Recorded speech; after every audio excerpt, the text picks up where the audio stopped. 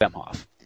He has a BA from Notre Dame in government. He's a Juris Doctorate from University of Pacific McGeorge. He has taught U.S. constitutional law, business, and government. He is also a writer. He has written a very fascinating article, Henry Luce in the American Century, and he has a book coming out on that topic. I guess it's an expansion of the article, correct? That's correct, Tim. Okay, great. Henry Luce. Henry Luce, who was he and why is he important in American history? Well, Henry Luce was the guy who founded Time Inc. And Time Inc. Was a company which exists to this day. And Henry Luce, through Time Inc., created 4 very well-known magazines which exist to this day. The first one was Time magazine, and then the other 3 were Fortune, Life, and then Sports Illustrated. These were all his creations. He's probably best known for Time magazine because Time magazine is said to have begun the whole news magazine genre of writing. He started with Britton Haddon, a fellow Yale alumni and a fellow member of the Skull and Bones, the magazine, in 1923. Mr. Haddon died in 1929, and Henry Luce proceeded on with Time Inc. and with the magazine as the main publisher, editor, owner.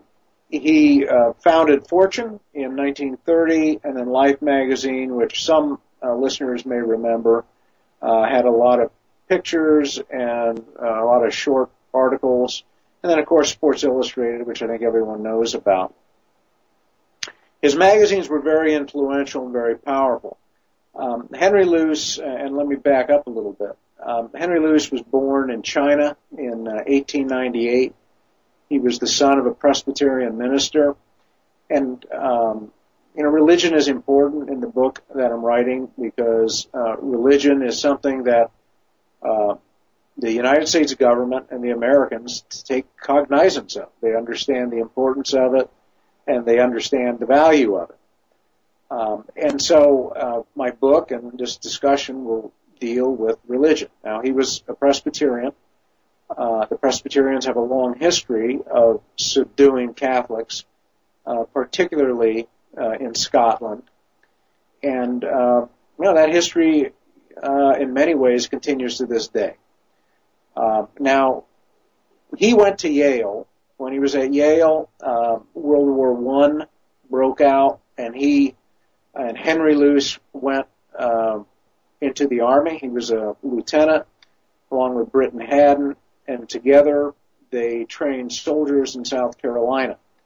And Henry Luce had a real awakening down there. He saw that about 18 or 19% of the soldiers there had been to high school, and most of them had not, and the vast majority of them just simply did not know what was going on in the world, most notably when it came to the Lusitania, which was sunk by German U-boats during World War I, and which was made into quite a cause célèbre, helping to justify the U.S. entry into the war on the side of France and England. So that was sort of an epiphany, if you will, for Luce. He was surprised at how little the American men at a young age knew about the world.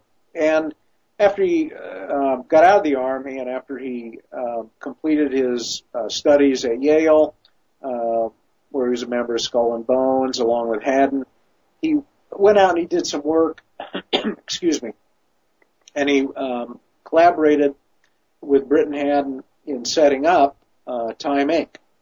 His mentor was Walter Lippmann. Walter Lippmann was himself very well known. He was a writer, and he had been very influential in his writing and in his creation of really the forerunner of psychological warfare, psychological manipulation. He wrote a number of books. One of the more important of those books was something called Public Opinion. And that book came out in 1922, about the time Haddon and Luce were looking to start their company, Time Inc. and Time Magazine. And in that book, he really talked about how public opinion can be manipulated and how it should be manipulated, because people in democracies just can't run themselves. Luce was his student. Lippmann was Luce's mentor, and shaped how Luce thought, how Luce worked for really his entire career. One thing that capitalist societies really need more than anything, and America is a capitalist society and always has been, is that it needs engineers. It needs people who are able to basically break down barriers to the capitalist spirit. And now what I'm referencing here is some work by an Italian who was a Catholic statesman, a Catholic professor in Italy, and that was Amintore Fanfani. And he described the idea of the capitalist spirit, which infuses societies and makes them very materialistic. And he said the capitalist spirit is a spirit that seeks wealth for its own end and seeks to enjoy wealth. Doesn't really exhibit much of a concern for the afterlife, and is more concerned with this life, this world, and so seeks to gather and enjoy wealth as much as possible. There is a moral component to the capitalist, but it's a morality that is based on utility. And what the capitalist needs more than anything is to break down barriers to the spirit so it can open markets.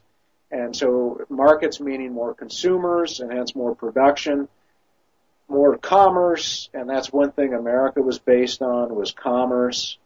And commerce means money. Money means banking. So what you have in capitalism is you have this desire to break down barriers. Now, what's a barrier to capitalism? Well, if you look at any business school book, they'll pretty much tell you. They'll tell you, that traditional societies can pose obstacles to economic growth. Well, that means capitalism, to the capitalist spirit. Because what the business school books are talking about is the production of things to satisfy needs. And there are a number of as many needs as there are ideas, I suppose. And you can create these needs and you can create these markets. And the more you have, then by golly, the better of a capitalist society you have, the better economy you have. But what you also have is you have a very materialistic economy and a very materialistic society. Is this what when they talk about Americanism or American ideology? Well, that's a very good point. Luce came to help break down those barriers by using his magazines, by using the ideas and the psychological manipulation which Lippmann talked about. One thing Luce carried with him all of his life was the U.S. Constitution, and he carried that with him wherever he went. He talked about it, they say, almost every day of his life. You can't really talk about the Constitution without the Declaration of Independence, and you don't really have the Declaration of Independence without Common Sense, which was written by Thomas Paine, January 9th of 1776. It appeared on the streets of Philadelphia, and it really crystallized the whole ideology underlying the American society. And this ideology is reflected in and strengthened by the Declaration of Independence and by the U.S. Constitution and by the numerous decisions that come after that. The ideology that formed America is one that is quite suitable to the expansion of the capitalist spirit for a number of reasons, and that is because of the contents of this ideology which ordered this society. Now, I should say that when I'm talking about this society, I'm talking about America. I'm talking about the political entity. I'm talking about the United States or the USA or the U.S. And I think we have to keep that distinction in mind. A lot of times the word America is confused with U.S. There is a political entity called the U.S. There is a society called America. And that society called America is based on certain ideological principles. And those principles were set out by Tom Paine and Common Sense. And all the founders, even if they didn't like Tom Paine, they really agreed with what he was saying. They were really saying that is the basis of our society. And one of the most critical parts of that ideology was, for ease of reference, the privatization of religion. What that means is that religion becomes a private affair, and it's reduced to worship, freedom to worship. So you can spend an hour every week, in your synagogue or church or mosque of your choice or whatever, and by golly, the government's there to protect your right to do that. However, that's where religion's supposed to stay. There was not to be any religious basis for the laws in the American society or in the political entity known as the U.S. Religion was specifically denied as there being a state religion. The First Amendment confirmed this, saying that there would be no established religion, which means not just an established church, but an established faith or belief system. Some of the colonies and then later states had established churches at the time that Paine was writing. And, by golly, those ministers, and they were all Protestant sects of one type or another, those ministers would oftentimes take it upon themselves to discipline some of the statesmen and some of the leaders in the colonies. I forget the source of what I'm about to tell you, but it is a book that recently came out. And it talked about how even Thomas Jefferson was disciplined by whoever the ministers were in Virginia. Well, that's an embarrassing thing for anybody who's in a position of leadership in a society. But more than being embarrassing, it's an obstacle to the capitalist spirit. If you've got a religion with certain principles, with a creed, with certain moral requirements, and you've got ministers who are there to interpret and to explain this creed, that can interfere with the desire to make money. That can interfere with breaking society down so that the capitalist spirit and capital can flow freely. And the business school books of today recognize that. Amatore Fanfani recognized it when he wrote his book back in 1935 called Catholicism, Protestantism, and Capitalism. So what Thomas Paine understood, he understood that too in 1776, and so did the American founders. They understood that too in their writings, especially in the Federalist Papers, which came after the Revolution.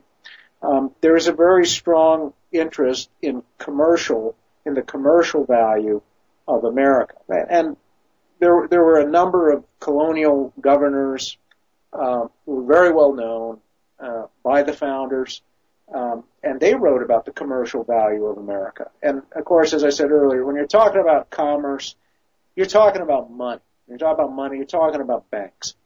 And so you're talking about the accumulation of wealth through this capitalist spirit and the creation of wealth and the consumption of wealth. So Thomas Paine said, look, religion's got to be private. The American founders agreed there'd be no established religion. But also, too, as part of the American ideology is this idea of individualism. The individual is supreme. You've got several parts of the ideology. One is religion being privatized and out of the public realm. And in that case, what happens is you basically have the powerful interests who are going to be the commercial or money interests run the society. The second thing is the individual is elevated to a position of preeminence, and ethnicity is really eschewed. It means it's really not given any significance whatsoever. So you got a group of individuals, and then you have this whole idea of we're here for the accumulation of wealth. We're here, to make money, and that is the foundation of the American society, and it was what Paine saw, what was protected by by the ideology and encouraged by the ideology and also by the U.S. Constitution. Now, Henry Luce, fast forward about 140 years, he understood that too. He understood that the American ideology is an ideology which reorders societies. And it came to loggerheads with a lot of other ideas out there. My forthcoming book, short title, John Courtney Murray, Time, Life, and the American Proposition, deals primarily with the early years of the Cold War from about 1945 to 1965. And at that point, they encountered communism. The Americans encountered communism, and communism was very communitarian. And it was also part of another phenomena which they found in parts of Europe and in other places in the world that were not communist, the idea of statism or state-controlled societies and traditional societies. You still had in Europe fairly traditional societies despite the horrors of World War II. And these barriers had to be broken down. The American ideology was the way to do it. And that is where Luce and his magazines got involved with doing that. Now, they couldn't do it all alone. They needed help. And Henry Luce was a smart guy, and he looked around the world, and he saw that there's this worldwide organization called the Catholic Church. And he and Clement Attlee had a conversation in early 1948, and they said, you know, the American Catholics are a lot different from the Catholics in Europe or elsewhere in the world, for that matter. And Henry Luce said, yeah, that's right. And that difference goes back to something you said, which is Americanism. And Americanism was a heresy which Pope Leo XIII identified in an apostolic letter in 1899. It issued on January 22nd, 1899, so the listeners who are Catholic will recognize that January 22 is the anniversary of Roe versus Wade. So it's kind of interesting that Testem Benevolentia issued on that day in 1899. And what Pope Leo was decrying or complaining about was really, to boil it down, was the idea by many of the Catholics that America knew better than the church, that America taught the church. And what he was dealing with was liberalism. And he was dealing with liberalism in America. And liberalism in Europe, which was decried and been complained about by Catholic scholars ad nauseum over the last 50, 60 years, couldn't have gotten going without the success of the American Revolution. And the American Revolution, the American ideology, is part of liberalism. In a letter to Benjamin Rush in 1811, John Adams said, you know, if we didn't win, they wouldn't have it in Europe. So the founders knew that. Everybody knows that, okay, but they don't want to talk about it. But anyways, the American Catholics, or the Catholics who were in the United States by 1948, many of them were Americanists. Certainly they were different from the Catholics around the world. Luce understood that. The difference was, as he noted, as his wife, Claire Booth Luce, noted, is that they really accepted the American system, which was to exclude religion as the basis of public policy. That is, religious doctrine, religious morality, or morality based on a religion as the basis of public doctrine.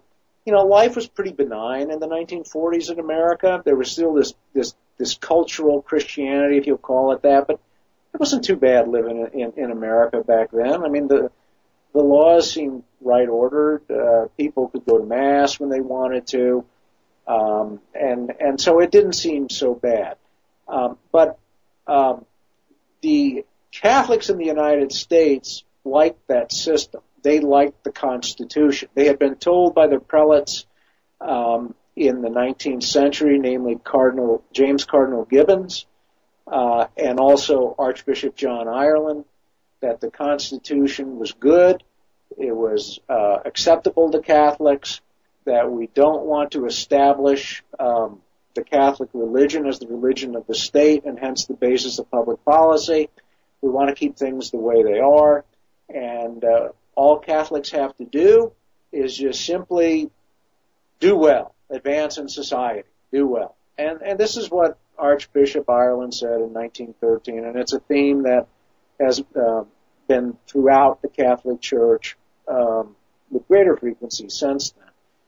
So the Catholic Church, though, posed an opportunity because you had a body of Catholics in the United States who were sympathetic to the American system of social organization, which excluded religion from the public sphere. I mean, you can say all the prayers you want, but they're not going to base the laws on any sense of Catholic morality or morality of any religion for that matter. Which means that then the rich and powerful financial interests determine the laws, and with the help of Henry Luce and Walter Lippmann, they can manipulate people psychologically to really accept anything, which is what we're seeing more and more clearly nowadays in America.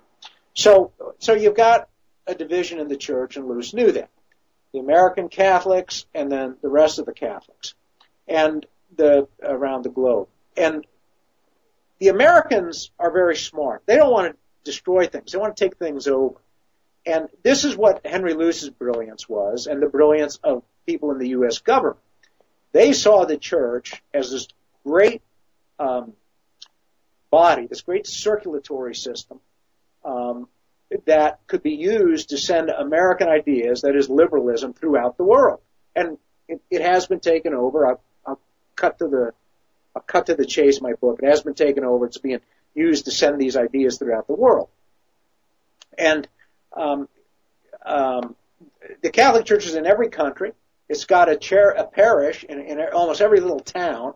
So it's this giant circulatory system that if they could get on board with accepting American ideas and the American ideology as good in principle, then they could help to spread the capitalist spirit throughout the world.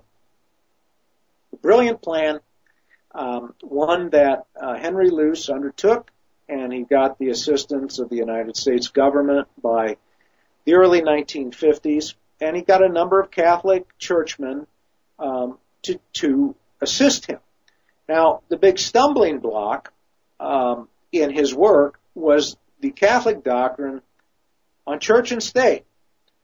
And the Catholic doctrine on church and state was at odds with the American system of church and state, and it was at odds with the American system of social organization. The Catholics looked at the American situation at best. Catholic doctrine looks at the American situation back then and even today. This is Catholic doctrine. I don't know whether anybody believes it anymore, but it's still Catholic doctrine, and that is that the system in the United States, at best, is an evil to be tolerated. That's because Christ is king, and he is king of all societies, a doctrine that was made clear by Pius XI in the 1920s. Therefore, every society has an obligation, according to Catholic theologians and Catholic doctrine. One of the most prominent Catholic theologians discussed in my book is Father Francis Connell, a Redemptorist. He is dead. He died in 1967.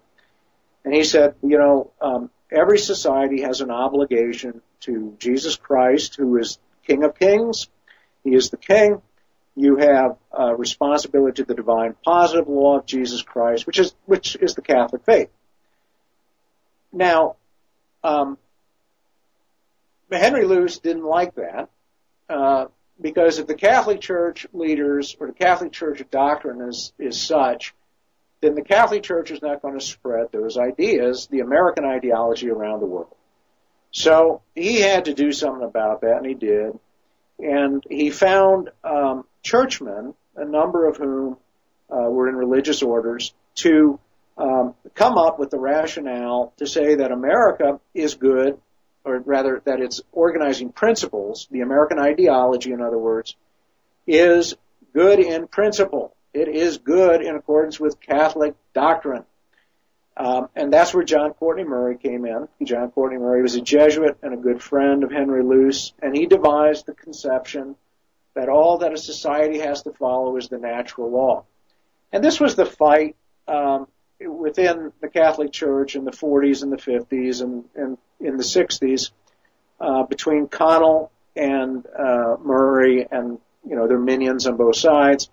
And Connell said, no, it's not just the natural law that the church has, that a society has to follow. It is the divine positive law of Jesus Christ. Everybody knows about Jesus Christ. Everybody knows about the Catholic faith. They got to follow it. Murray and the Americans said, no, it's just the natural law. Well, when you start talking natural law, there are as many natural laws as there are people on the face of the planet. And what we also have, too, is we have another very brilliant, which I think is very unique to the Americans because of the way that they've used it.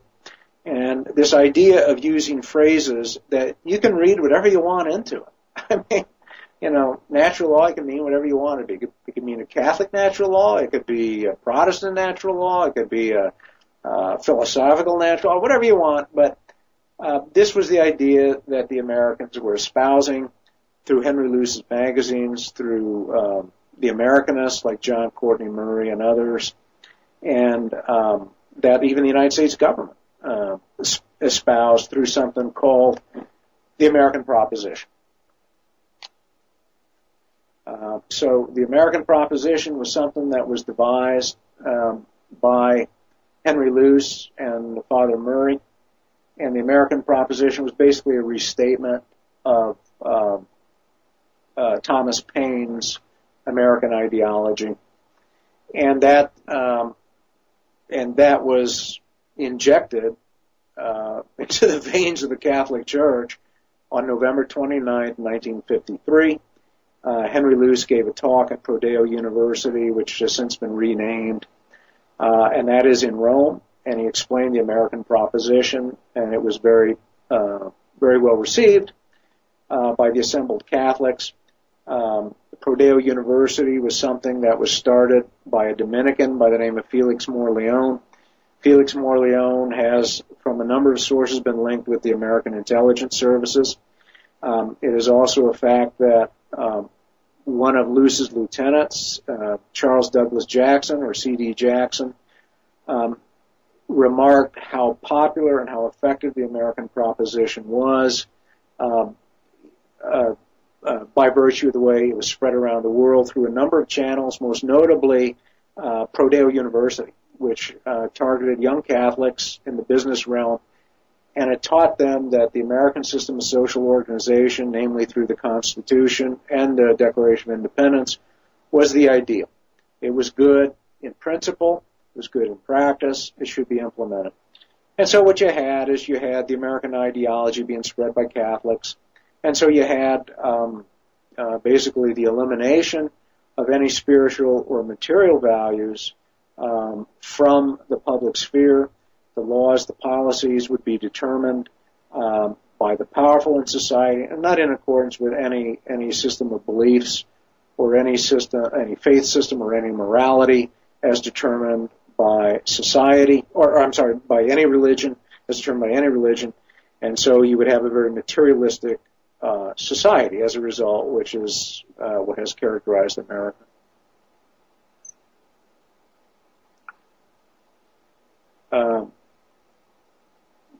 That's kind of in a nutshell, I think, a large part of my book. I'm not sure if you have any other questions. So the gospel of Jesus Christ was replaced by the gospel of prosperity. I think that's a good way of putting it, a simple way of putting it. Okay. How this was done, that's what I would make a couple observations. First observation is Henry Luce himself. He was born in China. That's correct. Right. And he went to Yale. Yale was endowed, at least the name Yale was, I think, was a former employee of the British East India Company, correct? I'm sorry, who was a former employee? Yale University, I believe. I think was originally endowed by the British East India Company. You could be right. I don't really know the distant history of it. But he was a member of Skull and Bones, right? That is correct. He's a bonesman. He's in China, and of course that makes you think of the Russell Trust and the opium trade. Well, I'm not sure if he was involved in that. No, I'm saying, but he was involved in intelligence. When you think intelligence, you think drugs and narcotics and all that dirty business. But I think it's an interesting connection there. Well, he did work very closely with the Central Intelligence Agency and with all the intelligence agencies. But I'm saying that this reflects a certain ideology or worldview, whether it's the British East India Company, which was sort of this corporate monstrosity that was, chartered by the British Empire, which arguably you could say was the British Empire, and some of the, the forces that Henry Luce backed in the 20th century, which was big business and international capitalism. Well, I think that it's, I think there's some distinctions that should be made. I think that, international capitalism was certainly advanced by the efforts of Henry Luce. What the American system offered, different from the British system, was that it puts real power in the hands of private individuals. Mm-hmm. Though it looks like the people rule. You're given the illusion the people rule, but actually the real power is in the hands of private individuals. And that's the significance of the First Amendment, because what the First Amendment does is we're not going to have a state-established church, which means there's now no check on the government by religion. And it says that the press is going to be free of any government interference, which means that's very significant, because that means now that the press and your cultural engines are now safely in private hands. And culture can shape people's perspectives. Remember, we were talking about Lippmann, and we were talking about psychological warfare that Charles Douglas Jackson, who was a lieutenant of Henry Luce, was involved in. And so now these aspects of controlling the population are safely protected from any sort of governmental influence. The government in America is a necessary evil. According to the American ideology, is a necessary evil. The government, according to Catholic theology, is very important. It's supposed to serve all people, everybody. But American and so it's a good thing. Catholic ideology says government's good. It's part of our nature. But Americans say no, it's bad. The American ideology says it's bad. We need to limit it, which means that it lets the cultural engines run free, and it reduces the power or the influence over the economic system, and private financial interests basically come to manipulate or run the government or exert inordinate influence on the government. This is what happened in the 1700s. This is what the American Revolution was in many ways about. It was the overthrow of the mercantile system. The mercantile system was, as you recall, the system which was established by the British Crown and other crowned heads of Europe, by which the government, the Crown, controlled commerce. Well, there were a lot of independent businessmen and financiers in America and in England who wanted to have more freedom to make money. And so they're talking about freedom. It has a lot of meanings to a lot of different people. But they wanted a government that they could manipulate easier and control better so they could make more money. They don't want to be limited by a traditional society or by the Crown. And so that is what fueled a lot of the American Revolution. So what you have as a result in America with this ideology that says government is bad, you've got government institutions that, while they appear to serve all the people, and in many ways they do, they serve some people more or first. So, it's kind of like, being in a convention and you have to go to a cafeteria, to eat. Well, the guys who get in and out first, they get the same food you do, but they might get more, and they get it quicker, so they can go do more stuff. So it's kind of the system you got set up. It's a very smart system, and everybody thinks it's equal, and there are some who are more equal than others. The incorporation or the absorption of, I guess, the ethnic Catholics in the United States in the 20th century that occurred, what role did things like the FHA, interstate highway system, and suburbia play in that? Well, I think that played a huge role. What you had is you had Luce's magazines really creating a consumer culture. Luce's magazines were important not just in the stories that they carried, or in the photographs that were in the stories, because they help people to shape their perceptions on what was good, what was bad. And of course, the good guys were always the Americans. They always held the progressive, the American ideology. They always held that. Those were always the good guys. But they also encouraged consumerism. They also encouraged owning things. They encouraged a certain lifestyle. And part of that lifestyle, was having your own house out in the suburbs and driving a new car and drinking good whiskey and having good clothes and going on vacations and smoking cigars and, having a babe that wore a bikini. And so all of these things were promoted by Luce's magazines. And it's a form of materialism and a form of consumption that sucked the American Catholics right along with it. The Catholic leadership, by the most part, by the 1940s, was co-opted. Notable Catholic priests and others were reporting on their flock. They were working with the American intelligence and police services. They were also a lot of the bishops and the cardinals were heavily involved in brick and mortar projects. They really weren't interested in teaching. And then you had wealthy Catholics like the Lillies and the Graces who contributed mightily to the American efforts overseas to extend the American ideology, and also to extend American capitalism, and work with the powerful forces in society to break up the ethnic Catholic groups. That was part of the urban renewal effort, right? Yeah, I think that's right, and that's covered, in other books that I have not written, but by other people. But I think that they were very much, the Catholic leadership was very much into doing what Archbishop John Ireland said in 1930, which was to rise in society, become somebody, get materially wealthy, and socially accepted. And so they didn't really look after their own people. They betrayed their own people. There's a dynamic that I think exists this day, and it's a dynamic that is not always so clear.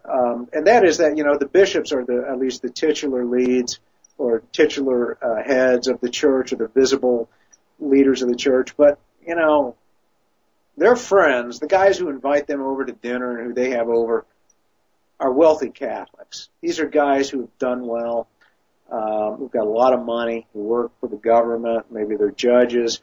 These are guys who did well in the system, and gals who did well in the system, and they don't want to change the system.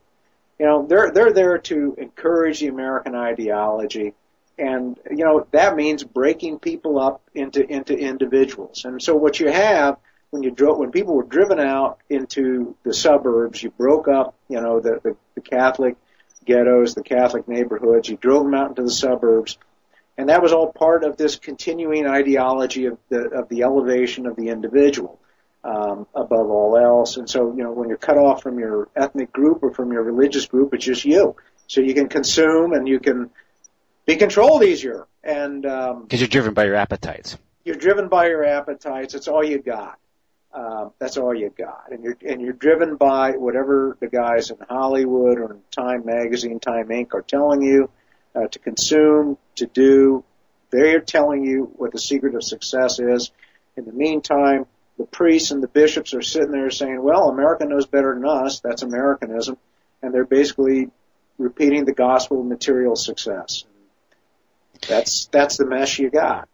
And if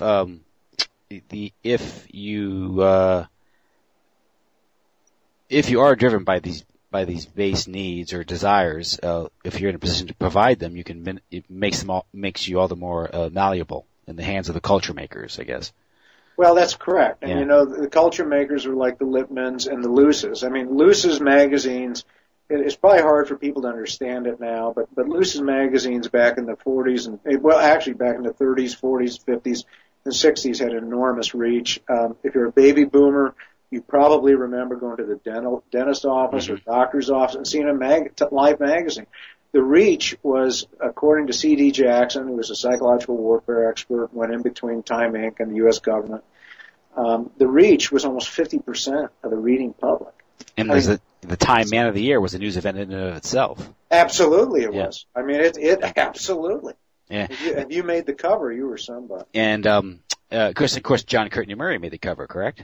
Yes, he did. He made the cover in December of 1960, and that was his book. Because of his book, We Hold These Truths, and he was the guy who explained why America is acceptable to the Catholics, and that Catholics have got to defend America. And that was, of course, right after the election of John F. Kennedy. So that's correct. John F. Kennedy was elected in November of 1960, and so you had Americans arriving to the presidency, and so it was good. You know, you could accept America. It was all okay.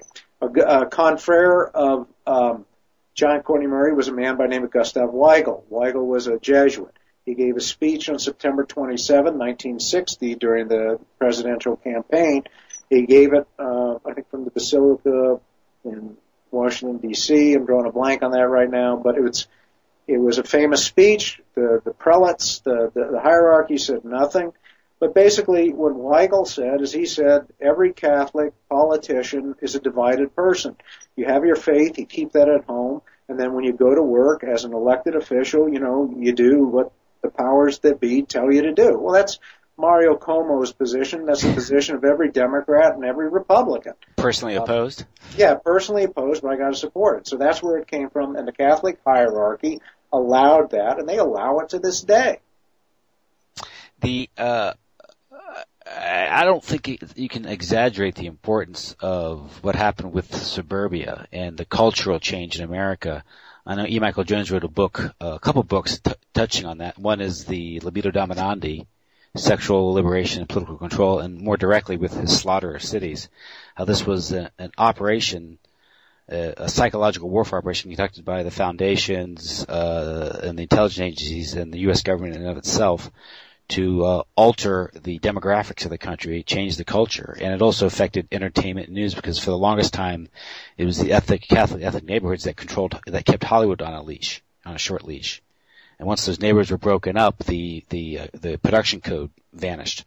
And you had, open pornography, the normalization of pornography and entertainment, the sexual revolution, the pill and all that. So it was a broad-based cultural warfare program lasting for decades. Would you agree? Well, yeah, I know Dr. Jones has written extensively on that, and I can't disagree with anything he's written. What I would add, though, based on my own research, is that by 1945, the Catholic Church was a hollow church in America. You don't get the collapse of the production code and pornography and sexual liberation without certain fundamental principles put in place before then. And those principles, I believe, are directly related to the founding principles of American society, which is the primacy of the individual. Religion is a private matter. You determine it on your own. Government's a necessary evil, and it's not supposed to control the culture at large. And so civil society at large knows better. And of course, the so-called sexual revolution, came out of Hollywood and came out of private concerns. If you had a government which was organized in accordance with Catholic doctrine, and even in accordance with the ancient Greeks, which was concerned about the welfare of society, in accordance with the principles of Catholic teaching, is supposed to be concerned for the temporal welfare of society, which means the protection of the Catholic faith and the propagation of the Catholic faith. Mm-hmm. If you had that society, you wouldn't have had a sexual revolution. But you didn't have that society in America. You had the cultural engines in the hands of private individuals, and you had a hollow church that said America teaches the church. We don't know anything. America knows everything, which is a complete reversal of Jesus Christ's statement in Matthew 28:19 to the apostles right before he went into heaven, that you are to teach the nations. We've got a fundamental idea here, which is at odds with Americanism. Christ said the church teaches the nations, which means America. And Americanism says, no, Christ was wrong. America teaches the church. And that is the fundamental struggle. Most Catholics today all over the world believe that America teaches the church. And so you have this giant circulatory system sending out these ideas, most notably this vague idea of religious freedom. This is why many, I guess, patriarchal Catholics would say side with the government with the Iraq War and disregard the popes.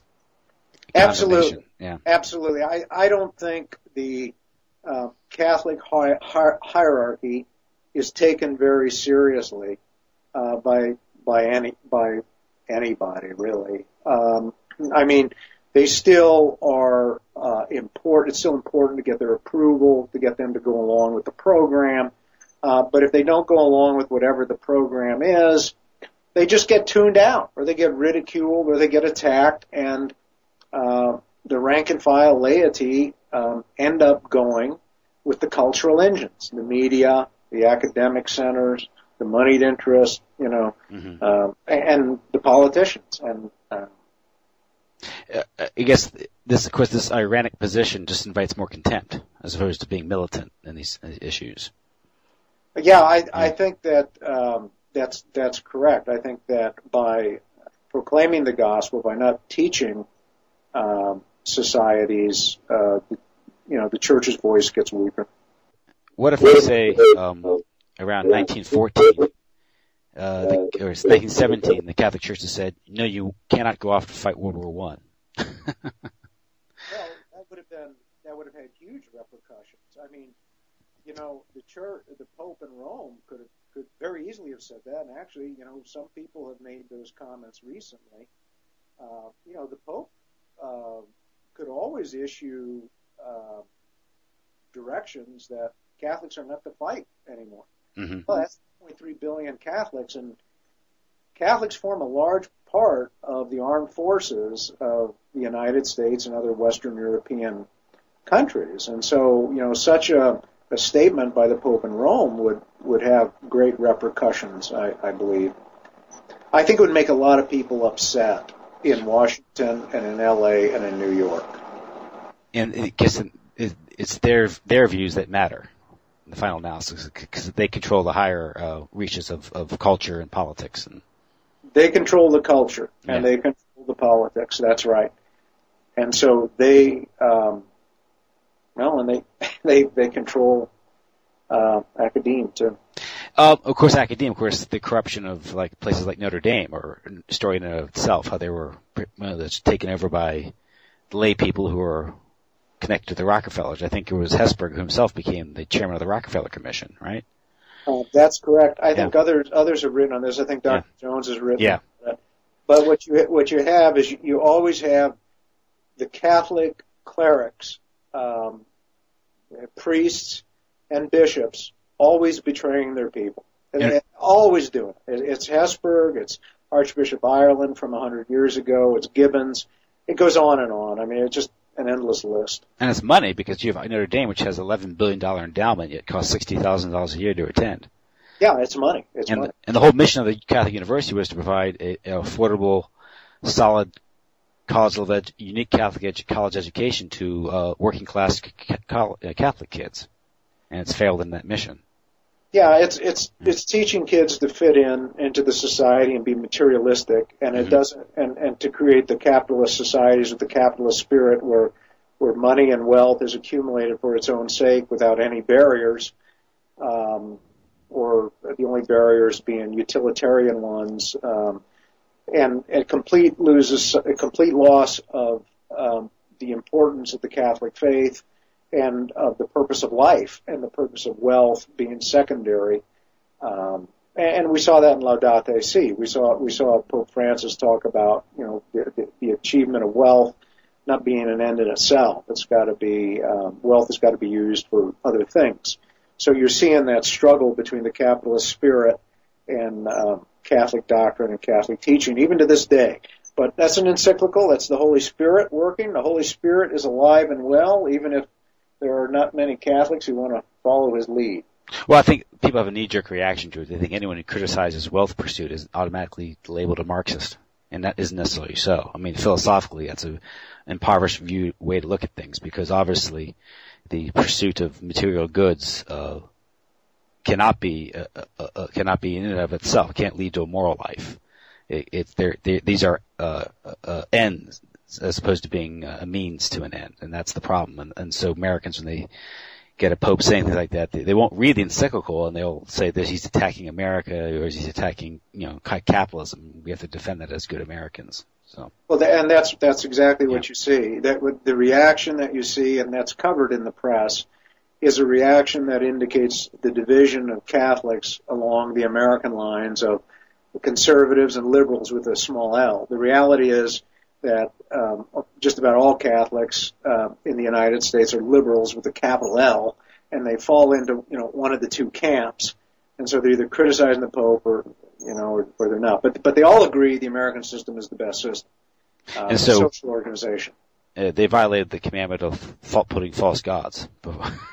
Yeah, I think that's right. I think that there are a lot of Catholics are violating their own belief system, but a lot of them just don't even know their own belief system. They're just not taught it. I went to Catholic schools all the way through Notre Dame myself, and we weren't taught the faith. We weren't taught the encyclicals. Yeah. 2 years old. What's an encyclical? It's like, yeah. I mean, come on. Now, we're coming close to our end of our interview, so I want to kind of, if I can wrap my head around what you're saying here about the American proposition and what that means towards Catholics and what it should be.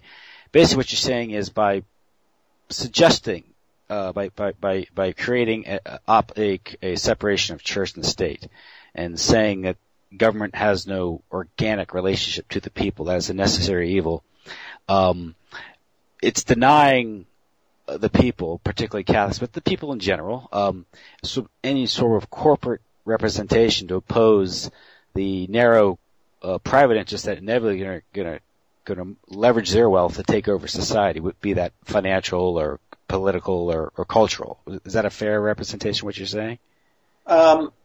Yeah, I think it is. Let me refine it a little bit. We've always hear about how the U.S. government is this brilliant institution with the separation of powers, and that's fine, that's nice. But while the legislature checks the executive checks the judiciary checks the legislature, and on, who checks the government? And that's what religion did. When you had state-established religions, and by the way, the United States was the first ever secular government ever created by mankind. Total break with 5,100 years or 5,200 years of recorded history. Total break with 1,700 years of Christianity. Complete. And if you take Christianity going back to the time of Abraham as part of being part of the new Israel, you're talking about a complete break with biblical principles. Complete break. That's what America represented. And what happens when you do that, you have a secular society where the power rule through the government. But the higher society always comes to shape the lower. So people complain about secularism today. Well, it started in 1776, and people complain about people just don't believe in anything anymore. Well, what is in the public sphere comes to teach what is in the home. That's the way it works. So. This is a bitter pill for many to swallow, because I think I know I understand what you're saying, because they have such a strong belief in the American creed. Yeah. And what they've been taught, what they've been taught is their history, which isn't necessarily what really occurred. So it's patriotism that's all wrapped up. The great crimes of the American state are whitewashed, not really talked about. But you're sort of advocating maybe a Byzantine or Eastern style of Christianity, would you say, where there is? No. I think what I present in my book and in my writings is the Catholic doctrine. I mean, the Catholic doctrine has not changed. Henry Luce didn't change it. The Americanists did not change it. It remains the same. It just none of the leadership want to follow it. That's it. And I mean the leadership, I mean the secular, the lay Catholics and the priests and the bishops, they just don't want to follow it. What you got, people are comfortable in America. America's the promised land. There's no problems over here. You don't have any large civil disturbances. You have food, you have lodging, you've got employment, you can entertain and indulge every single one of your appetites. I mean, it's not like this in other parts of the world. You can say whatever you want. You can have your own, podcasts. You can write whatever books you want to write. Who wants to change that, Tim? Yeah. Because you can make a living. You can be somebody. You can be rich. You can be the good guy. That's the brilliance of the American system, okay? You got legalized abortion. It's constitutionally protected. Now you got so-called gay marriage constitutionally protected. Okay, fine. You're against those things. Go stand outside with a sign because your religion tells you are and say, that stuff is bad, that's immoral. Oh, I did my godly duty and I'm going to go back to my office and make a lot of money. And then I'm going to eat 6 bowls of ice cream and go have some more fun. But I did my religious duty, So that's the brilliance of America. You can be pro-life and holy and a good Catholic and still support America. And the beauty of the American system of separation of church and state, and that's an entire discussion on its own, but the beauty of that system is that it ropes in the institutional churches to support this system. Pluralism was viewed by John Madison in Federalist Number 10 as the way to control all the religious sects or groups and to get them to support America. And as the American ideology and the so-called separation of church and state, which is the disestablishment of church and state. And we need to explain separation of church and state. Maybe that's another discussion. But to accept the American system without any sort of religion to determine or to inform the public policy. That's what the religions in America support. And all they want, when all this fight about religious liberty is about, is for them to maintain their little fiefdoms. So the Bishop of Fort Wayne, South Bend, Bishop Kevin Rhodes, can keep his hospitals and his charities and his churches and his sacramental marriage and, his universities, and they won't have contraception and they won't pay for abortion. But by golly, that's his little fiefdom. And the rest of us, you're on your own. And of course, being tax exempt is a good tool to rein in the churches too, keep them under control. It is. Yeah. Just one more way that you used to muzzle the churches. It's the hammer, right? Yeah. Wow. Yeah. Wow. It is. You're giving us a lot to think about, and it's true. It's the going back and questioning the presuppositions or the foundations of the American system and that's what maybe people find so difficult because we've been raised to think that America is the greatest country ever, and our society is the most ideal society ever to exist, and everyone wants to be Americans. And it's hard for Americans to really entertain the notion that there are other ways of living, there are alternative systems and other cultures. At the same time, again, it's one of those things where it gets without the church there to as a strong institution to compete with the state becomes supreme, and those who control the state then can have their way with society. That's what's happened. Well, I think that there's a lot of truth in that, and there's an international dimension to this because of the success of Henry Luce and the American proposition. Okay, what you have now is the one institution that could effectively check the American ideology and quite honestly, U.S. power around the globe has become an adjunct of American cultural power. The Catholic Church, in my view, is now serving and advancing the American ideology. And so the one thing that could check this, what happens in the United States has global implications because the United States is the global leader. And so what happens here affects everybody. And the Catholic Church is really the only organization with the history and the reach that could correct the errors that are here. And it doesn't seem to want to do that. And that was, of course, as you mentioned earlier, there was the mission of Henry Luce and Time Life. And by golly, he succeeded. And I've got to tell you, in all honesty, he was one of the most brilliant men who ever lived. I think the most brilliant, I'm being a little partial here, but I think some of the most brilliant people, I think some of the most brilliant people who ever lived have come from America. I think the founders were brilliant men without equal, and I think Henry Luce was one of the greatest minds ever. Yeah. Well, David, Mr. Wemhoff, listen, I want to thank you for coming on my show tonight. It's fascinating. lot to think about. I'm really anticipating your book. Again, the title of that book is? It is John Courtney Murray, Time, Life, and the American Proposition. The